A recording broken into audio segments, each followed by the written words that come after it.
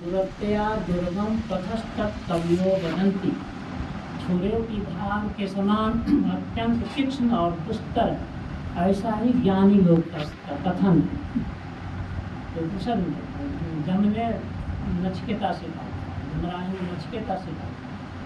और गोस्वामी जी रामायण में लिखते हैं, भगवान राम ने अपनी प्रजा से कहा था, ज्ञान पंथ ज्ञान आगम प्रत्युह अनेका, साधन कठिन न मन कहाँ टेका, करत कष्ट बहु पावे को, अभगत हीन नहीं प्रिय मम सो।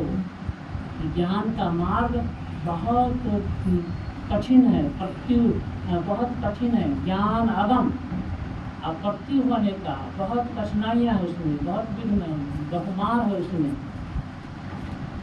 साधन कठिन न मन कहते का, साधन बहुत कठिन, मन को अवलंब नहीं मिलता, मन को अवलंब नहीं मिलता। उसको अपने बल से, विचार बल से उसको संभालना पड़ता है। इस तरह से करते करते कदाचित कोई इस ज्ञान को पा भी जाए, तब भी भक्ति के बिना मुझे उतना प्रिय नहीं। और भक्ति मार्ग क्या है? भक्ति मार्ग भक्ति कर्तव्य में जतन प्रयासा, संस्कृति मूल अविद्या नाशा, अति दुर्लभ कैवल्य परम पद, संत पुराण निगम आगम बद, राम भजत स्वयं मुक्ति गोसाई, अनिच्छित वही बलियाई। इतना भक्ति मार्ग, भक्त कोटि संहार की पूरी जिम्मेदारी भगवान के हाथ में होती है, पूरी जिम्मेदारी।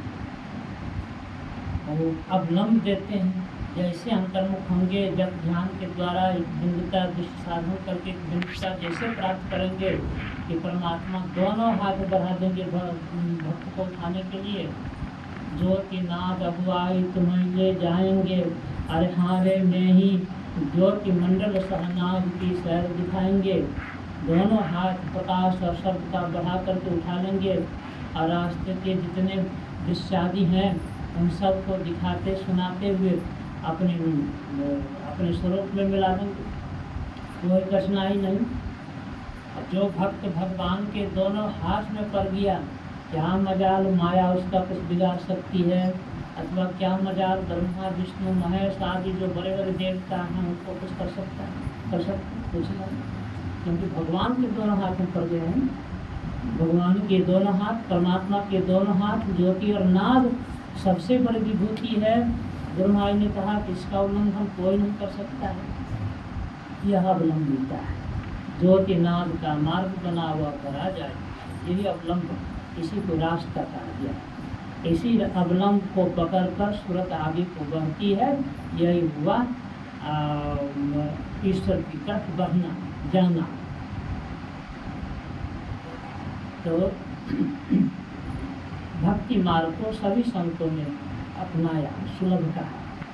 भगवान बुद्ध और भगवान महावीर ने ज्ञान मार्ग को अपनाया, ज्ञान मार्गी थे, तो उनको बड़ा कष्टों से इस मार्ग को तय करना पड़ा।